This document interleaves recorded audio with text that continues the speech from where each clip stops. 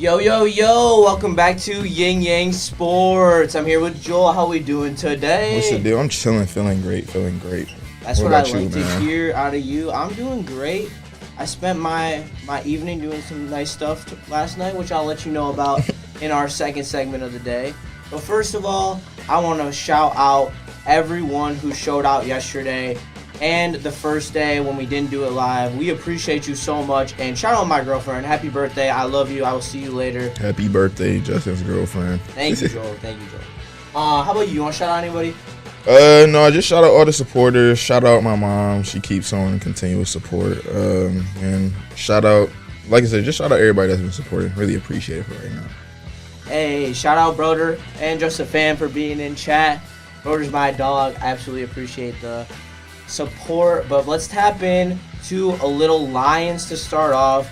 There was some interesting quotes that I don't know if you've read. Have you read any of the quotes that have come out of the media? I haven't seen any. Okay, well that's good because I want to get your initial reaction to some of these quotes that I'm about to cook up for you. So, number uno was a quote about Hendon Hooker. We'll start with the coldest of the cold. It just gets a little hotter as we go. You felt a little bit of there's some development there. It was really good to see. Man, just some of his reads, some of his throws he made. And that was Dan Campbell on Hendon Hooker. So what do you think about that? The way I feel about Hendon Hooker is I see a lot of people saying, like, we should trade him or, like, do something like shake it up and make it where he can get a chance to play. I don't really feel that's necessary. I feel to get, like, a full, complete team, you need every roster spot filled. I talked about it a little bit on the heavyweights. Like, you need every position filled to be good on special teams. You need even your backups to be good. So it's more so like hearing that Hendon is developing and doing good is just showing that like that insurance policy is basically getting bigger or better, almost in my opinion. Like showing like, okay, if God forbid anything were to happen to Jared Goff, he had to miss a game or two, we have a nice insurance policy that's ready to go in, fill in the gaps for us.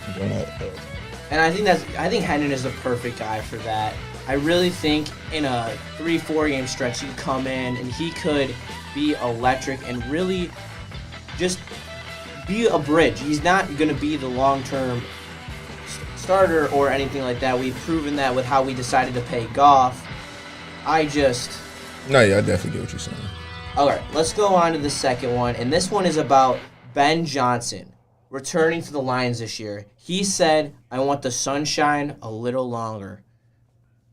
So, that's just the end of the quote. I was going to say, I was talking to my friend when the Ben Johnson thing was going on before he even decided to come back to the Lions because we were thinking he was going to be a head coach. But I told him, I'm like, I don't really, looking at the teams that were available this year, I'm like, for head coaching jobs, I'm like, I don't really see why Ben Johnson would leave the Lions. I'm like, this is prime opportunity for him. I'm like Sam or Stick put it perfectly on our show one day. He said, Ben Johnson is the head sous chef at one of the nicest restaurants with the best ingredients. All right, so now if he gets a head coaching job, he's going to go in now he's just going to be the head sous chef at like a fucking McDonald's or something. So it's like, would you rather just say second fiddle at that nice restaurant where you can call the shots, have it how you want it, or would you be like, all right, I'm the head honcho, but I'm working at a terrible establishment where I'll probably get fired in 2 years. So it's like, not everybody's cut out to be a head coach too, so it makes more sense for him. Like, if he feels he's better suited to be an offensive coordinator, why not play your strong suit? Like, that's how I feel about that. Yeah, I agree. I think that he just was uninterested. I mean, the candidate option was the Commanders, so per rumors. I don't know how much that was confirmed. Yeah, that was like one of the main ones I was saying. That's why I was like, yeah, no, he probably is going to just stay with us because he knows that if he goes to a team like the Commanders, with how terrible they've ran their organization the past couple of years, he probably was going to be out of the league in 2 to 3 years from being coaching. Yeah, I agree. And then the last one is about Aiden Hutchinson. And there has been a grueling debate on my show, Big D Energy, that I'm on, about between Flannel and Neil Rule, about how much pressures matter. Pressures like quarterback pressures. So this is about Aiden Hutchinson. Okay. Sacks aren't that big of a deal as long as you're getting pressures, and that's by Dan Campbell. And to me, that speaks to the fact of how much of an impact Hutch has because he's going to draw that double team. Yeah, no, and then what you call? I would say also like in the pressure thing, Aiden Hutchinson did last year. You would see him get in the backfield a lot, get close to those QB hurries. So I would say I don't say I would agree 100% that sacks don't really matter because I've seen a lot of times where the QB did get hurried against the Lions and then somehow make a miraculous play. So it's like I would love to see those hurries start turning into more sacks. But definitely, as long as you could throw off a quarterback rhythm, not let them sit back. That was one of the Lions' main problem last year. We were letting quarterbacks just sit and gain the rhythm and really like look at the field. My granddad told me like at a very young age, he said, you let any quarterback of any caliber just sit back and read the field. Say, I don't care where they got drafted, how good you think they are. He was like, they're in the pros. They're going to be able to make those throws. They're going to be able to make those reads if you just giving them all day to look at that. So if you're getting way more hurries and just able to disrupt that, I could definitely see that being a big factor for us. I agree, and I think that Justin Fan brings up a great point to just take a step back as we go back to the coaching decisions. He says head coaching jobs are so much different, and Ben did he really want to make that change? And I think he didn't. I think he loved what he built here, and it's perfectly suited to his scheme as he's created it. And I think that he wants to.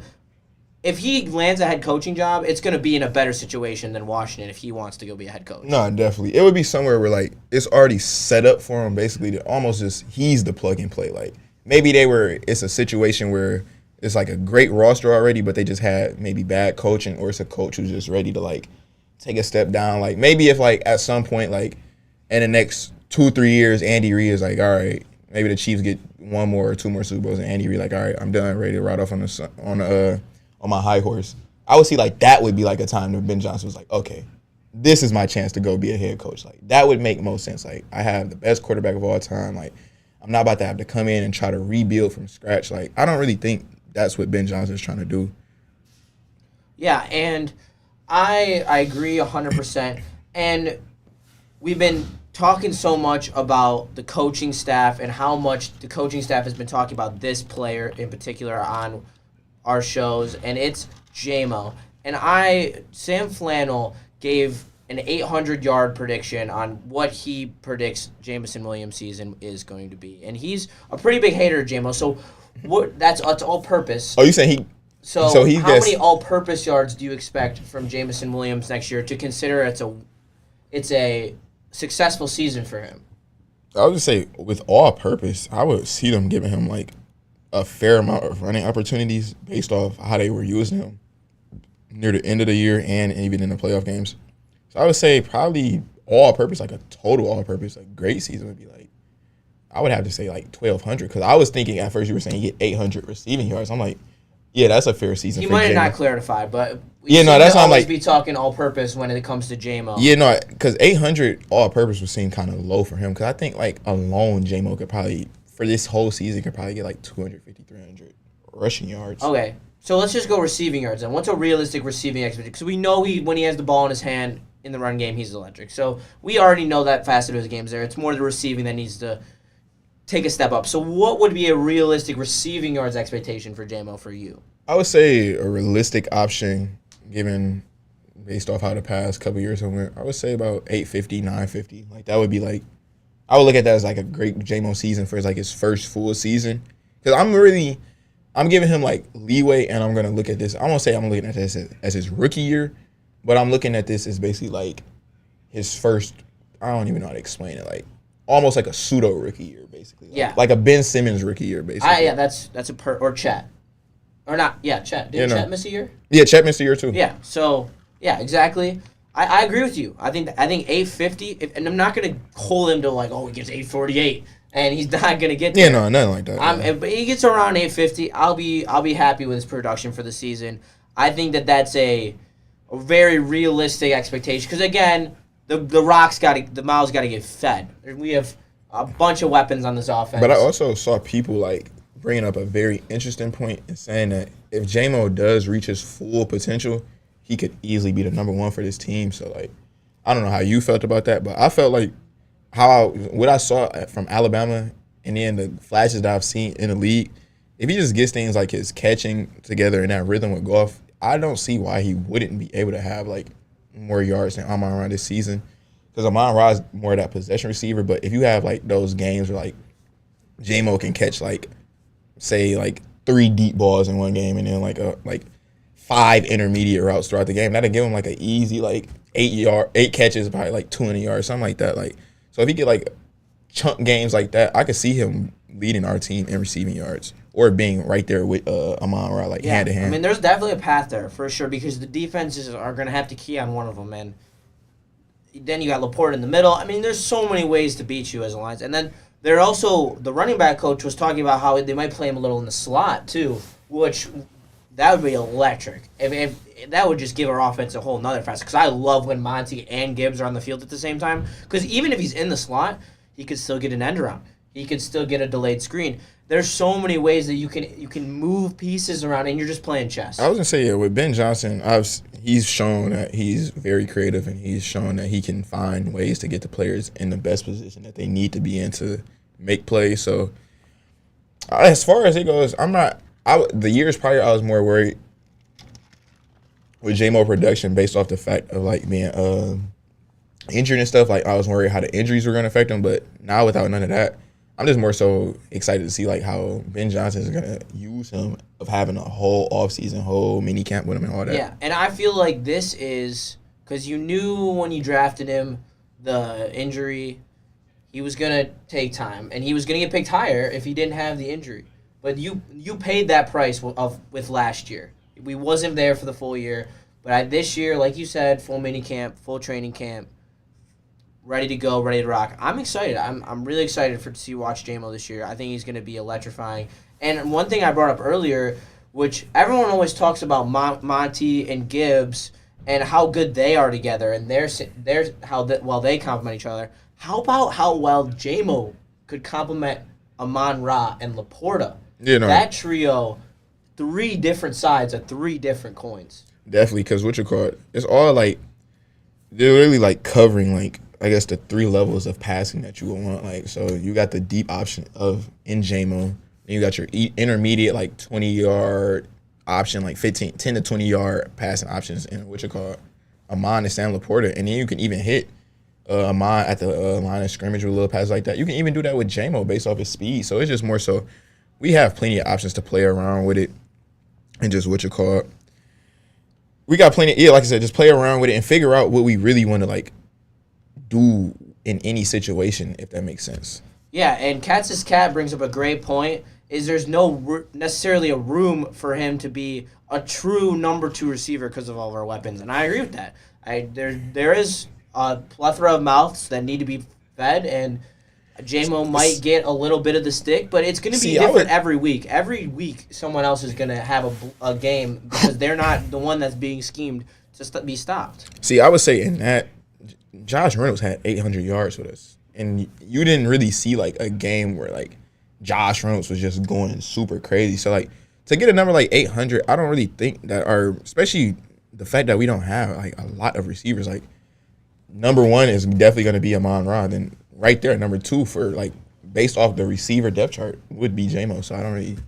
Some are saying I think DPJ. you mean in terms of production, though. I think no, that's what I'm talking about. Okay. That's what I'm saying. Like, Josh Reynolds, as a 3-4 almost option, was able to get 800 yards. So that's true. That's a great point by you. And I think, you got to split up that 800 around the offense. I mean, if you give 200 yards of that to J-Mo, it's more so like, do you think that? Threshold, do you think the more so?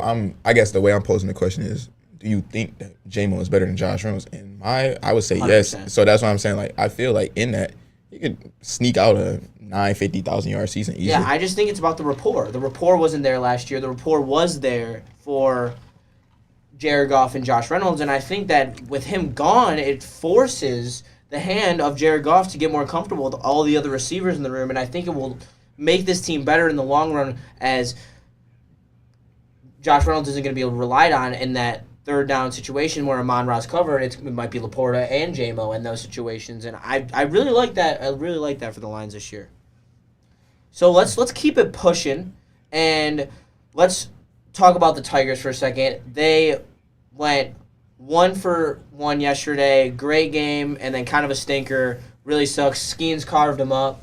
Do you know about Paul Skeens? Yeah, no, they be, like, slobbing over him on our show. They love him. Yeah, well, I mean, he meets the hype. He was drafted this year. It's not that often that a pitcher is able to bring up from the low A ball to all the way up. Actually, I don't think he started in low A ball. I believe he started in double A. Broder, please confirm that for me. But it's so hard for a pitcher to get to the major leagues in their rookie season, and his arm does have this weird whip angle where I hope he doesn't have to get Tommy John because he is electric to watch, and I think it's on the table. But the Tigers it's so frustrating. I mean, they score 8 runs in the first game, and they just have an absolute stinker. Shout out to Matt Vierling, though. He's been hot as a piss missile. He's 4 home runs in the last couple games. He's an absolute beast. I thought the City Connect jerseys were going to bring us a sweep yesterday, and they did not, which is very sad. But tonight they play Boston. That's going to be a tough game to win, even though Flaherty's on the bump. Coming off the double header and then having to travel to Boston on the next day is an absolute brutal schedule. I don't know why the schedule makers thought that this was a good idea. It's going to be taxing, and hopefully they can pull it out because, I mean, they need it. They're scrapping for 500 now. They're 27-28. Hopefully they can get there. Yeah, so what you call it? I would say in 27-28, so, like, what do you want their record to be like around? What's that, September time? Like, yeah, that's the end of the regular season, right? I'm not going to say record-wise. I want them to be within 3. No, that's more so like within what I'm saying. 3 games of the wild card. I just want them to be competitive, and I think this team's worse than the Wings were this year, which that's a common debate. Is this Tigers team a lot like the Wings team of this year? I think yes, but I think it's worse than the Wings team. So I think that I'm going to give them a little more leeway. I'm going to go 3 to 5 games within the wild card, and I'm just going to hope that we have meaningful games in September because I want to be watching for a reason, and I want us to be in a position to make a move. I want Scott Harris to make a move. I don't know what it is. There's a lot of rumors. I know Broder wants Bo Bichette, which would be interesting, but you still got to get rid of Javi Baez somehow, so I don't even know what to do with that. And I also like Sam's point today he made he's a free swinger. We have so many free swingers. Some walk guys would be nice. I mean, we are a money ball franchise. It's unfortunate until we prove otherwise that we're going to start spending the money to make things happen for this organization. So, would you rather go to our fun topic or would you rather go to some Game 5 NBA preview, NHL stuff? Where would you like the show to go? We can talk about that real quick. Like, just hit on that for a little bit. All right. That sounds good. So, let's start off with your arena, the hardwood. Your Game 5 thoughts on Dallas tonight. Do you think they close it out?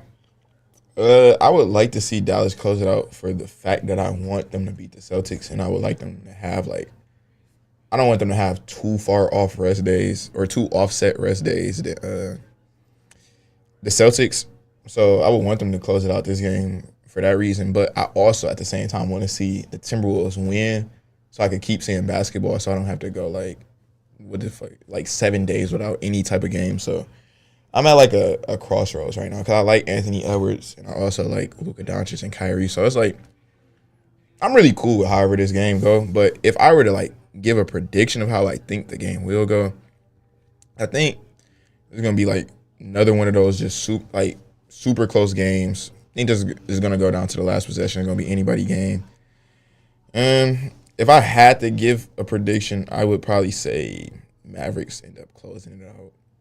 Well, yeah, because they didn't shoot well last game. And now, yeah, no, Kyrie had 16 last game, losing his first closeout game.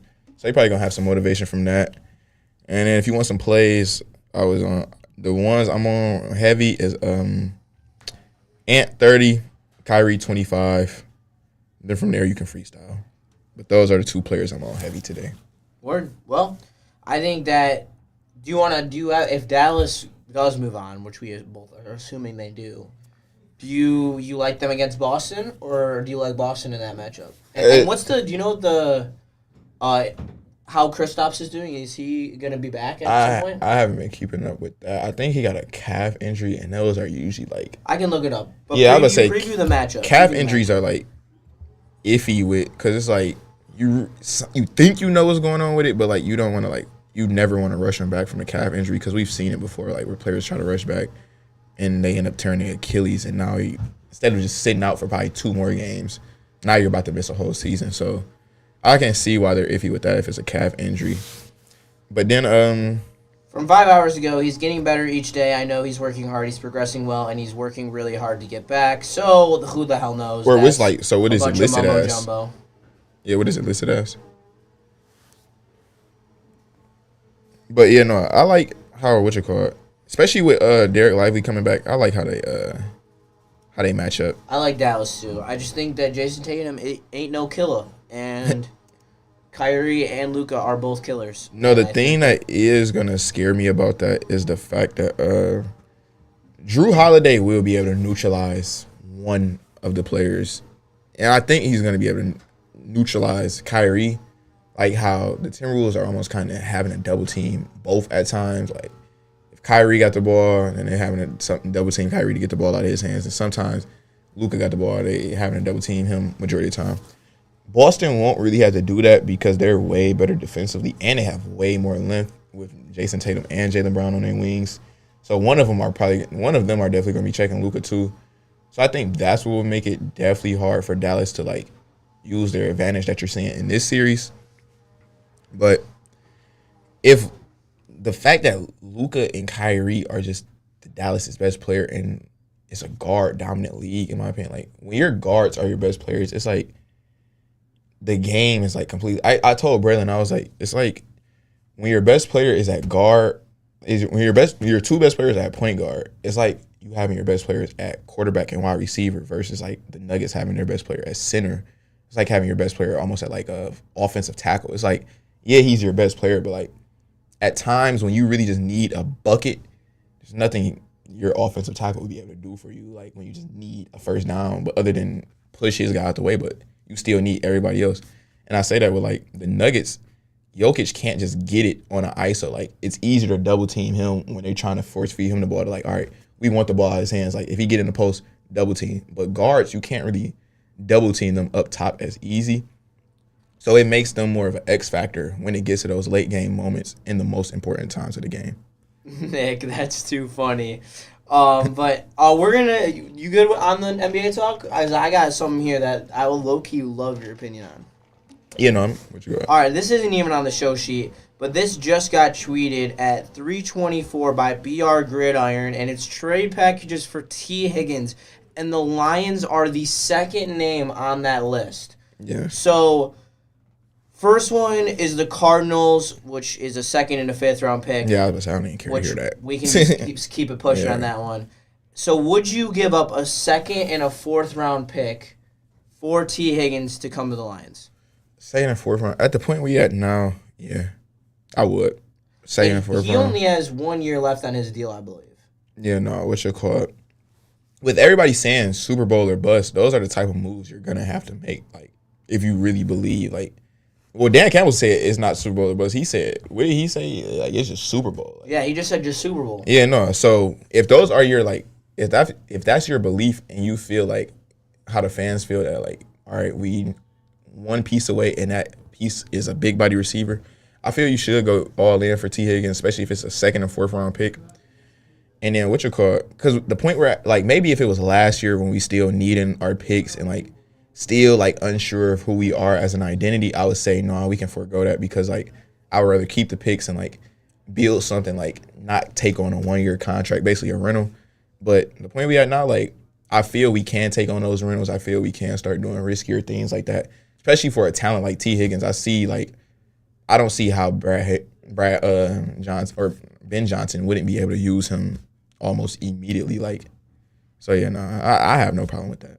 And like you alluded to, making moves to bolster your Super Bowl roster. That's what Super Bowl teams do. Yeah. And I want to hit on. So last night I went foaling for the Detroit Grand Prix, and last year I was partnered up with Jack Fox. So I've talked to Jack Fox a few times. He's an awesome guy. And we were chatting it up, and I just said, hey, like, let me just ask you one question about the Lions, and then we can keep it pushing. And he told me it felt like he was on the practice squad for the 2019 Chiefs, and it felt like that when they came off their AFC Championship loss, going into the year they won the Super Bowl, he was on their practice squad, and they said that's the mentality, that's the mindset going into this season. And they made moves that put them there. They traded for for draft picks to bolster their defense. They traded for Carlton Davis. Yeah, Carlton Davis, and you trade for T. Higgins if that's what you need to do. But the slight issue with that is if you trade the second and the fourth round pick, that is needed ammunition that you now is essential for how you build this team out because of the fact that you paid Amon, you paid Penny, you paid Goff, and now they're taking up so much cap. Though hitting on picks like that becomes so much more essential as you have to let go of guys who are on their contract years next year. You know, and can you even pay T. Higgins after, or are you just going to take him as a rental? Because a second round pick's a little high for a rental. Yeah, no, but it's like also, it's more so looking at Super Bowl windows. So it's like you can keep thinking about the next year, the next year, the next year.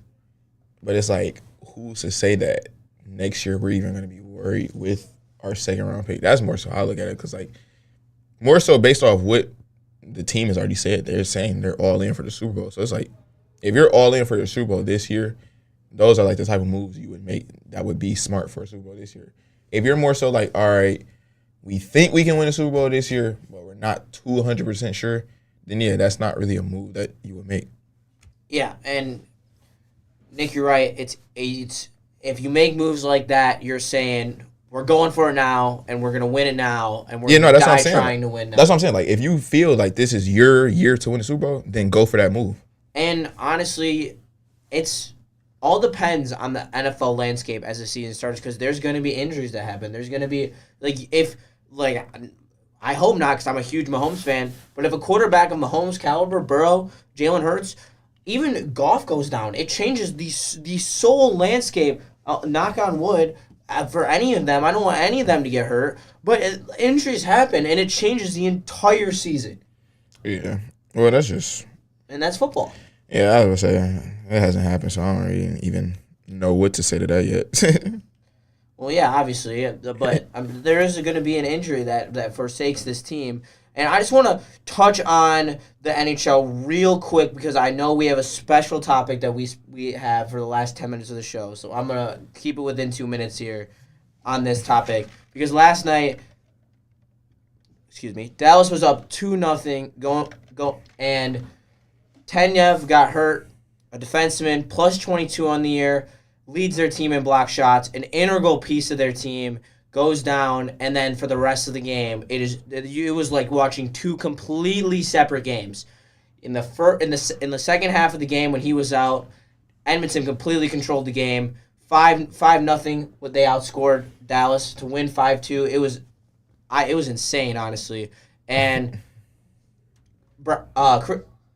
Brown on Edmonton is their X factor. If he stays, Connor Brown, if he stays as hot as he can, then I'm nervous. I can't lie. I'm getting a little nervous, especially with that injury. He's such a key piece of their defensive core. They can't afford to lose anyone, and I really hope it's a lower body injury. There's no news about it. I just checked before the show, unless I missed something during the show. So now to go to our special topic.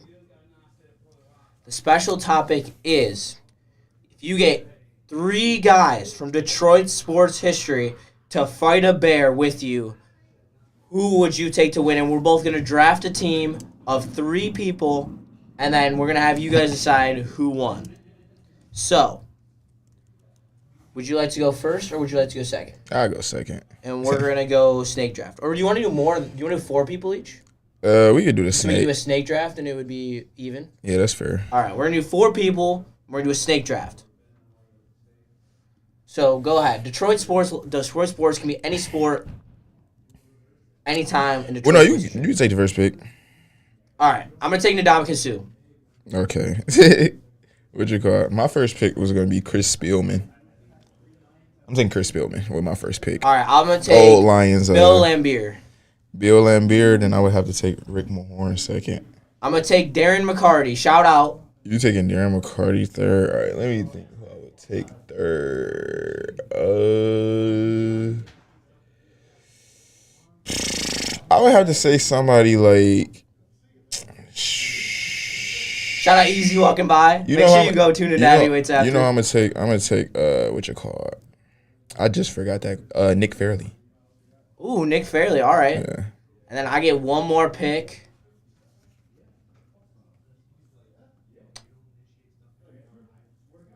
I was trying to go one on the Tigers, but I don't and do one on every sport because that would have been pretty cool. I don't want to give you an answer, but I kind of want to tell everyone who I'm thinking between because I have two different answers and I just got to decide which one I want to go with. Here, do you want to go? Do you want to locked and loaded? I got to take a second. No, I don't have anybody ready. I just. All right, I'm gonna go with Dennis Rodman then. Dennis Rodman, that's cool. I don't even think Dennis Rodman would show up for the Bear, but my last pick would probably have to be. You said you don't know anybody from the Tigers, and I know exactly somebody from the Tigers. Miguel Cabrera. All right. You get Miguel Cabrera a little drunk. Well, give him a little tequila. Give him a little it's ready to go. It's bad for anybody. All right. L&W, all good. Thank you for showing up. We appreciate you. All right. So we're gonna tell you the list. So this is what we're doing, guys. We just drafted 4 players from Detroit sports history, and we're gonna have you guys decide who would beat the Bear in a fight quicker. Because honestly, I think both of them might beat or would have the better chance of beating the Bear if you don't think they're gonna beat the Bear. So I have Bill Laimbeer, Ndamukong Suh, Darren McCarty, and Dennis Rodman. Joel, you have? I have Chris Spielman, what you call it, Nick Fairley. What did I pick second? Rick Mahorn, and then Miguel Cabrera. All right. So let us know in chat who you think won between me and Joel. We really like this idea, and we're going to come with you with different scenarios every week. So we hope that you like this segment. But yeah, also in the chat too, if y'all can think of any segments that y'all would want to see, just let us know. Yeah, we're so down to try what you guys want to see. We love being so interactive with you. We love talking with you guys. So thank you so much for the support. We're now just waiting to see what you guys think. I low-key think I got you. I can't lie. You talking about they're all going to be Bear crap? They might be. You know, like I said, the only thing I would say with Dennis Rodman, well, no, it's Dennis Rodman pre-Bull, so he wasn't like doing as many of the antics as he was. I mean, but he still was a crazy man. The Pistons, he wasn't really doing nothing too crazy on the Pistons. It was once he got to the Bulls, that's when he just let loose. Yeah, I was thinking about taking Nick Fairley. Oh no, actually, little piece of history. It was when he left the Pistons because he said like the Pistons was like the only place that like made him feel sane. So when he got traded, I forgot where the first team he got traded to because he didn't go straight to the Bulls. So yeah, Dennis Rodman definitely would probably be a solid pick. I just like the Miguel Cabrera because like, bro, he's so huge, like, and like, yeah, because he played baseball, you don't really get to see like what he would do physically. But I just know based off how he look and like how calm he is, like I said, you get him a little mad, Miguel Cabrera could probably handle a lot of people. Yeah, I like the list. I feel like I got Penne. That was a good one. I should have thought about that one. See, I was thinking more old school when I was thinking. I didn't really think anybody current. Yeah, I was definitely thinking. Oh, shout out JB. JB's in the chat too. Hey, they I'm getting DMAC love from JB. Yeah. Shout out JB. He's the GOAT. Hey, JB, low key, you're gonna have to teach me a little bit about TDing tomorrow on Wake Up Woodward, just so you know. But hey, thank you for tuning in, Just a Fan. We appreciate you. But let's dive back into the Jahmyr Gibbs in the slot, because I think we can talk about that for a couple minutes. Yeah, I think that is so interesting. That was something they did play around with that a little bit last year, so I'm not really too surprised to hear that or even see it in the games because it makes sense. And then when you see like the way the NFL is moving, especially with like you have a receiving back, I've seen teams start to implement that more where they're like sometimes teams even got like they had their receivers like split out wide. So it's just more so like it's just all about that chess game and finding ways that you could set up those mismatches on the field for you in your way. So I feel any way that you could get Gibbs out there and present a mismatch for either most likely the linebackers or just the defense in general, try any way that you can. Hell, Wildcat with him in Montgomery. And with J-Mo on the end around, try everything. And what I love about the Lions setup too, and why you do that, is because it really dictates the defensive personnel that they're throwing out there against you. I think that, they're a nickel. You can run the shit out of them. They load up the box. You throw it over their head to J-Mo. They try to cover short. You hit them on Ron Laporta and the medium in routes. There's just so many ways to attack, and it's why it's so much fun to watch them now. Like, yeah, it was great watching them when I was a kid with but like all I can say is like, oh, Calvin Johnson was amazing. You know what I say now? This team is amazing. I love literally almost every player on the team. Like, they all have a place in my heart because they all, even before I met Jack Fox, like, I knew who Jack Fox was because he's an electric punter who can drop it on a dime. He's made a Pro Bowl.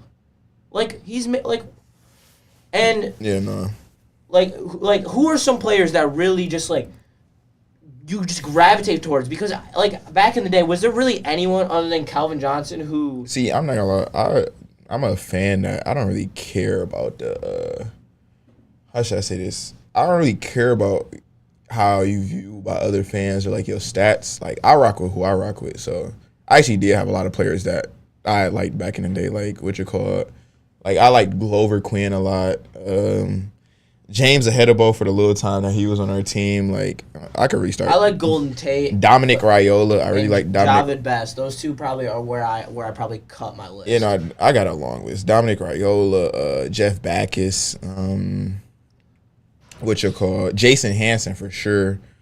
Kevin Smith for sure. That's definitely another one that's on there. Like, I have a long list. Ryan Broyles. I liked Ryan Broyles when he was on our team. Damn, you're going deep. Yeah, no, that's what I'm saying. Like, I never, like, at any point of the Lions being bad, I never stopped tuning in week by week, and I never, like, really shit on us. Like, I would say, like, at times, like, yeah, we terrible, but, like, I always enjoyed watching the Lions in some way or form. Like, even the weeks that I knew we were probably gonna get blown out, I would just watch. Oh my God, he just dropped a great one for the Bear draft. Ben Wallace. I knew I was forgetting somebody for sure. Ben Wallace would have probably beat the Bear by himself.